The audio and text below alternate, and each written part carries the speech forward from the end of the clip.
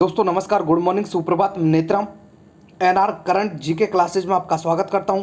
Video को like करें, share करें और हमारे चैनल को सब्सक्राइब करें। दोस्तों इस वीडियो की पीडीएफ आपको टेलीग्राम चैनल के लिंक पर मिल जाएगी। लिंक मैं नीचे डिस्क्रिप्शन बॉक्स में देता हूं। आज 29 अगस्त 2020 के जितने भी महत्वपूर्ण प्रश्न बन सकते थे वो सभी इस वीडियो में लेकर आया हूँ।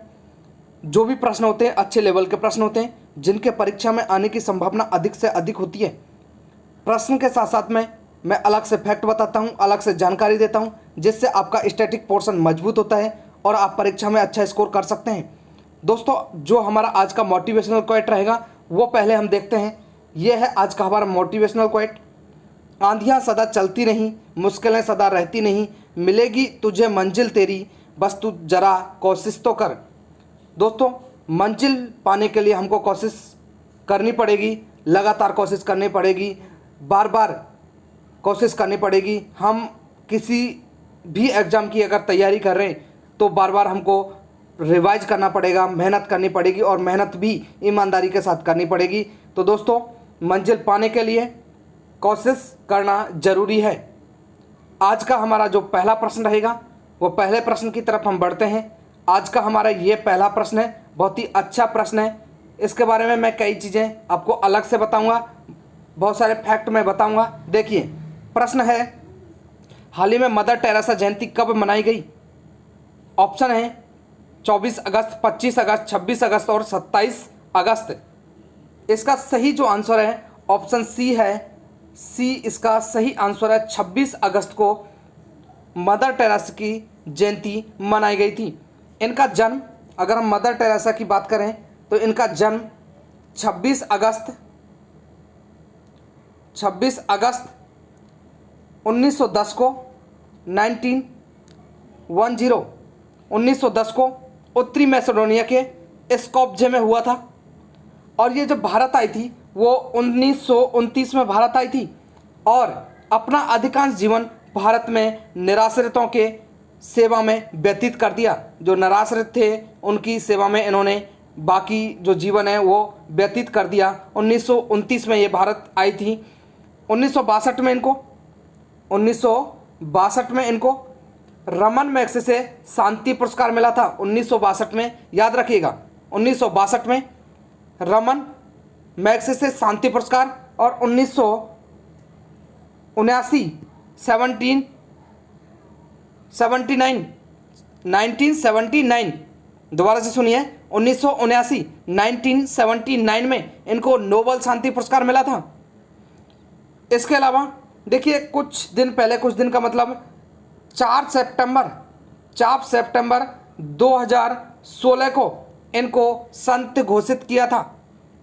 तीनों फैक्ट याद रखिएगा आप। 1962 में नोबेल शांति पुरस्कार मिला था, 1979 में, 1962 में मिला था इनको रमन मैग्सेसे शांति पुरस्कार। आगे बढ़ते हैं। ये फोटो देखिए, मदर टेरेसा। प्रश्न नंबर 2, बहुत ही अच्छा प्रश्न है ये भी। हाल ही में किस राज्य सरकार ने आरोग्य मित्र नियुक्त किए हैं? ऑप्शन है हरियाणा, राजस्थान, आंध्र प्रदेश और छत्तीसगढ़। सही आंसर है ऑप्शन सी, आंध्र प्रदेश। आंध्र प्रदेश इसका सही आंसर है। आंध्र प्रदेश की सरकार ने जो हॉस्पिटल हैं उनमें एक हेल्प डेस्क बनाई है और उस हेल्प डेस्क पर आरोग्य मित्र नियुक्त किए हैं। ये जो आरोग्य मित्र हैं वो क्या काम करेंगे? ये रोगी की मदद करेंगे, जैसे उसको एडमिट कराना है, एडमिट कराने में सहायता करना। यदि रोगी को एम्बुलेंस की ज़रूरत है तो एम्बुलेंस कराने में, एम्बुलेंस के लिए उनको मदद करना, ये आरोग्य मित्र कार्य करेंगे। यहाँ देखिए दोस्तों, एक आरोग्य मित्र ये आंध्र प्रदेश सरकार द्वारा नियुक्त किए गए। हरियाणा सरकार द्वारा किसान मित्र नियुक्त किए गए हैं। किसान मित्र नियुक्त किए गए हैं हरियाणा सरकार द्वारा।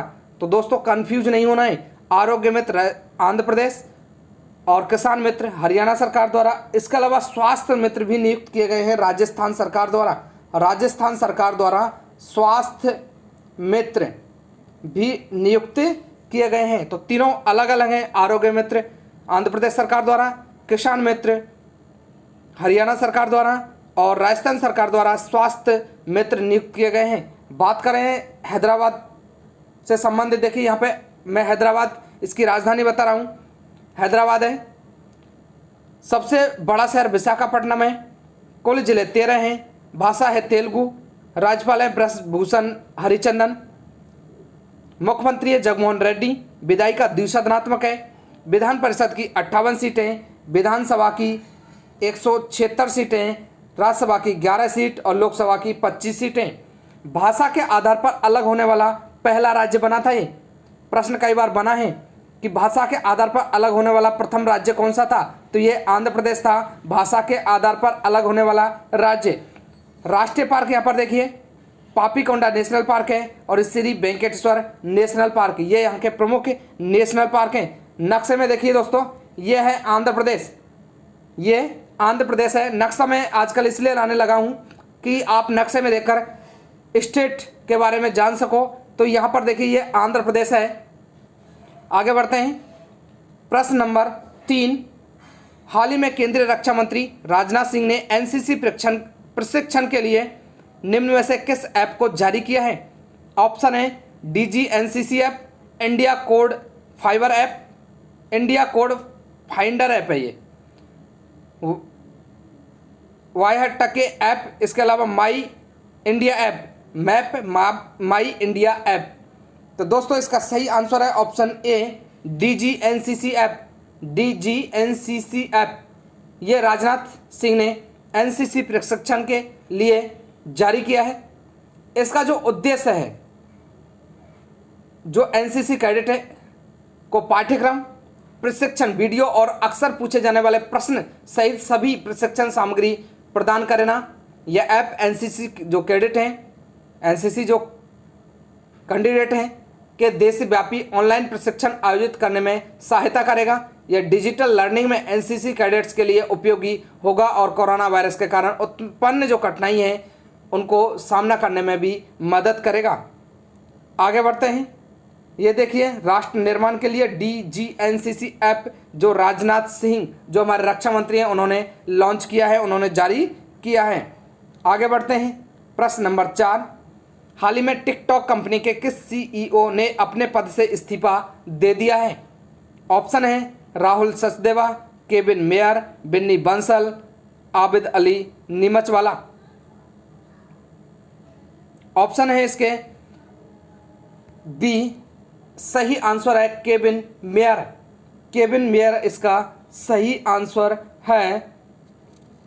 देखिए भारत में भी इस टिकटॉक को बैन कर दिया था, इसके अलावा अमेरिका में भी इसको बैन किया जा रहा है।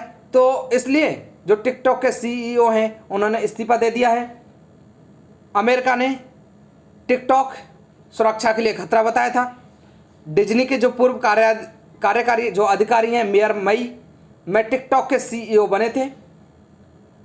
अमेरिकी राष्ट्रपति डोनाल्ड ट्रंप ने टिकटॉक पर प्रतिबंध लगाने का आदेश दिया है, जिससे बचने के लिए इसकी मूल कंपनी वाइट डांस है को 90 दिनों के भीतर अपना अमेरिकी परिचालन किसी अमेरिकी कंपनी को बेचना होगा। अगर यहाँ पर केविन मेयर ने इस्तीफा दिया है और इसकी जगह वेनेसा पापस को CEO बनाया गया है अंतरिम रूप से। आगे बढ़े हैं। प्रश्न नंबर अगला है, उससे पहले देखिए ये हैं केविन मेयर जिन्होंने अभी टिकटॉक के CEO पद से इस्तीफा दिया है। प्रश्न नंबर 5, हाल ही में केंद्र सरकार तीनों सेनाओं को मजबूती प्रदान करने के लिए किस जगह एयर डिफेंस कमांड की स्थापना कर सकता है? पटना, रांची, लखनऊ और प्रयागराज। ऑप्शन डी इसका सही आंसर है प्रयागराज। इलाहाबाद का नाम बदलकर प्रयागराज किया गया था। LAC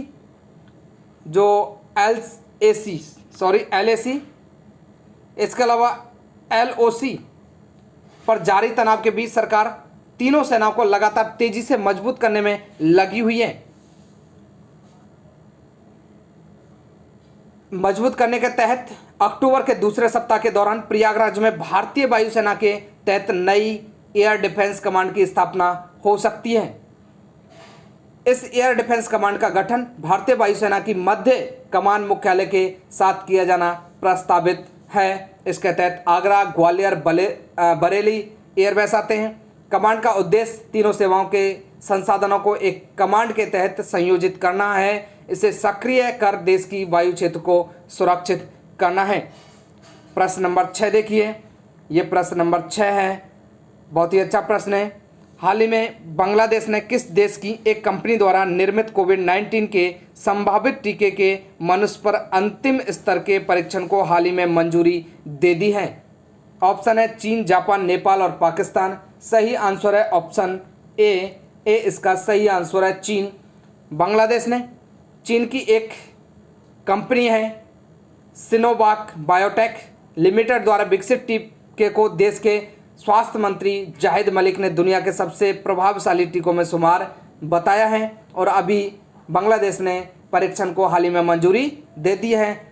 मंत्री ने यह कहा है कि सरकार के टीके के अंतिम चरण के परीक्षण की मंजूरी देने का फैसला किया है। इससे पहले संबंधित जानकारी संस्थानों ने टीके के प्रभाव और सुरक्षा समेत अनेक जरूर जो पहलू हैं उनका अध्ययन किया है।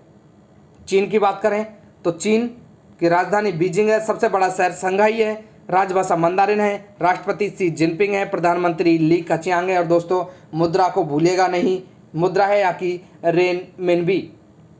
आगे बढ़ते हैं, प्रश्न नंबर 7। हाल ही में केंद्र सरकार ने क्षेत्रीय संपर्क योजना यानी उड़ान स्कीम के चौथे चरण में कितने हवाई मार्गों के आवंटन को मंजूरी दे दी है? एक योजना थी, उस योजना के तहत जो चौथा चरण है उसमें कितने हवाई मार्गों को आवंटन को मंजूरी दी है? तो दोस्तों इसका सही आंसर है ऑप्शन सी 78 इसका सही आंसर है। केंद्रीय सरकार ने क्षेत्रीय संपर्क योजना जो थी उड़े देश का आम नागरिक, जिसको उड़ान नाम दिया गया था, के चौथे दौर के तहत 78 नए अतिरिक्त मार्गों को अनुमति दे दी गई है। उड़ान एक क्षेत्रीय एयरपोर्ट विकास योजना है। इसका मुख्य लक्ष्य दूर दराज के क्षेत्रों जो क्षेत्रीय इलाके हैं तक संपर्क बेहतर बनाना और हवाई यात्रा को किफायती बनाना है। प्रधानमंत्री जो नरेंद्र मोदी हैं के नेतृत्व में शुरू की गई केंद्र की राष्ट्रीय नागरिक उड्डयन नीति की एक प्रमुख घटक है, जिसे जून 2016 में लॉन्च किया गया था। 2016 में उसको लॉन्च किया गया था। आगे बढ़ें, प्रश्न नंबर देखिए 8वां है, बहुत ही अच्छा प्रश्न है दोस्तों, ध्यान से सुनिएगा। प्रश्न है, हाल ही में 200 अरब डॉलर की संपत्ति वाले विश्व के पहले व्यक्ति निम्न में से कौन बन गए हैं? ऑप्शन है Jeff Bezos, Bill Gates, Mark Zuckerberg, Binny Bansal. सही आंसर है ऑप्शन ए। इसका सही आंसर है जेफ बेजोस। ये धरती पर पहले व्यक्ति हैं जिनकी 200 अरब डॉलर की संपत्ति है। इसका मतलब ये सबसे अमीर व्यक्ति हैं, जो पैसा है वो इनके पास सबसे ज़्यादा है। कोरोना वायरस जो कोविड-19 है, इसकी वजह से टेक्नोलॉजी कंपनियों की संपत्ति में जमकर इजाफा हुआ है। दुनिया के सबसे अमीर व्यक्ति जेफ बेजोस पहले ऐसे धनी हो गए हैं। 26 अगस्त 2020 को अमेजन के संस्थापक और सीईओ जो जेफ बेजोस है उसकी संपत्ति 204.6 अरब डॉलर हो गई। 200 अरब डॉलर के आसपास, 200 अरब डॉलर से ऊपर पहुंच गई है। अगर हम दुनिया के सबसे दूसरे नंबर के अमीर व्यक्ति की बात करें तो वह हैं बिल गेट्स, जिनकी संपत्ति 116.1 अरब डॉलर है। करीब 90 अरब डॉलर अधिक है किसकी संपत्ति? जेफ बेजोस की बिल गेट्स से। तो पहले नंबर पे जेफ बेजोस आते हैं, बिल गेट्स दूसरे नंबर पे, और हमारे भारतीय जो मुकेश अंबानी हैं वो चौथे नंबर पे आते हैं। आगे बढ़ते हैं, प्रश्न नंबर 9। उससे पहले देखिए मैं एक फ़ोटो दिखा देता हूँ, आपने शायद देखा नहीं होगा। ये हैं जेफ बेजोस जो अमेजन के संस्थापक हैं और सीईओ भी हैं। आगे बढ़ें, प्रश्न नंबर 9। हाल ही में उत्तर प्रदेश सरकार ने एस.के. भगत को हटाकर निम्न में से किसे नया गृह सचिव नियुक्त किया है? ऑप्शन है तरुण गाबा, राजेंद्र कुमार तिवारी, विजय पिपलानी, मनोज कुमार सिंह। सही आंसर है ऑप्शन ए है तरुण गाबा। उत्तर प्रदेश सरकार ने एस.के. भगत को हटाकर तरुण गाबा को नया गृह सचिव नियुक्त किया है। पहले जो तरुण गाबा थे आईजी विजिलेंस में थे, उनकी जगह एसके भगत को भेजा गया है। दोनों को आपस में चेंज हो गया है। एसके भगत को भेजा गया है इनकी जगह पर। 2001 बैच के आईपीएस अफसर तरुण गाबा केंद्रीय प्रतिनियुक्ति से यूपी कैडर में वापस आ गए हैं। तरुण गाबा। तो आगे बढ़ते हैं प्रश्न नंबर 10। उससे पहले देखिए मैं उत्तर प्रदेश के बारे में कुछ बता देता हूं। राजधानी लखनऊ, सबसे बड़ा शहर यहाँ पर लखनऊ है। कुल जिले 72 हैं। मुख्यमंत्री योगी आदित्यनाथ हैं। राज्यपाल है आनंदीबेन पटेल। स्थापना 24 जनवरी 1950 को हुई है। विधान परिषद की 100 सीटें, विधानसभा की 404, लोकसभा की 80 और राज्यसभा की 31 सीटें। राष्ट्रीय पार्क यहाँ पर देखिए दुधवा राष्ट्रीय उद्यान यहाँ का प्रमुख राष्ट्रीय उद्यान है। प्रश्न नंबर 10 देखिए, हाल ही में केंद्रीय संस्कृति मंत्रालय ने स्मारकों के प्रबंधन में सुधार हेतु भारतीय पुरातत्व सर्वेक्षण के कितने नए प्रशासनिक सर्कल की स्थापना की घोषणा की है? तो दोस्तों ऑप्शन है 10, 7, 4 और 3। सही आंसर है ऑप्शन बी 7 इसका सही आंसर है। इस निर्णय का मुख्य उद्देश्य पुरातात्विक जो स्मारक हैं के संरक्षण एवं पंजीकरण की प्रक्रिया को सुविधाजनक बनाना है। ये सर्कल जो हैं जबलपुर जो मध्य प्रदेश में है, त्रिची तमिलनाडु में है, झांसी एवं मेरठ उत्तर प्रदेश में है, हम्पी कर्नाटक में है, रायगंज पश्चिम बंगाल में और राजकोट गुजरात में है। ये बनाए गए हैं 7 पुरातत्व स्मारकों के संरक्षण के लिए। ये 7 सर्कल बनाए गए हैं। भारतीय पुरातत्व सर्वेक्षण है उसकी स्थापना 1861 में हुई और मुख्यालय है नई दिल्ली। नई दिल्ली यहाँ का मुख्यालय है। आगे बढ़ते हैं प्रश्न नंबर 11। प्रश्न नंबर 11 देखिए, यह है प्रश्न नंबर 11। हाल ही में केंद्र सरकार ने मानसिक स्वास्थ्य पुनर्वास के लिए निम्न में से किस हेल्पलाइन सेवा शुरू की है? ऑप्शन है मदद, कल्याण, किरण और हमसफर। सही आंसर है ऑप्शन सी किरण। केंद्र सरकार ने मानसिक स्वास्थ्य पुनर्वास के लिए हेल्पलाइन स्टार्ट की है जिसका नाम है किरण। सामाजिक न्याय और अधिकारिता मंत्रालय द्वारा इसको तैयार किया गया है और ये हेल्पलाइन नंबर जो है 1800599019 है। का उद्देश्य प्राथमिक जांच, प्राथमिक उपचार, मनोवैज्ञानिक समर्थन, तनाव प्रबंधन, मानसिक स्वास्थ्य की बेहतरी, विचलित व्यवहार के रोकथाम और मनोवैज्ञानिक क्षेत्र में संकट प्रबंधन को उपलब्ध कराना है। मानसिक स्वास्थ्य पुनर्सुधार है संबंधी सेवाएं उपलब्ध कराने के साथ ही हेल्पलाइन का उद्देश्य तनाव, चिंता, depression, panic attack, post traumatic stress disorder और महामारी के चलते पैदा हुए मानसिक स्वास्थ्य से जुड़ी आपातकालीन सेवाएं उपलब्ध कराना है। ये किरण जो हेल्पलाइन है उसका ये प्रमुख उद्देश्य है। आगे बढ़े प्रश्न नंबर 12। प्रश्न नंबर 12 देखिए, हाल ही में असम सरकार ने ड्यूटी पर कोविड-19 से मौत होने पर पत्रकारों, होमगार्ड्स और अन्य अस्थायी कर्मचारियों के लिए कितने लाख रुपए के बीमा कवर को मंजूरी दे दी है? ऑप्शन है 40 लाख रुपए, 30 लाख रुपए, 20 लाख रुपए और 50 लाख रुपए। सही जो आंसर है ऑप्शन डी है 50 लाख रुपए इसका सही आंसर है।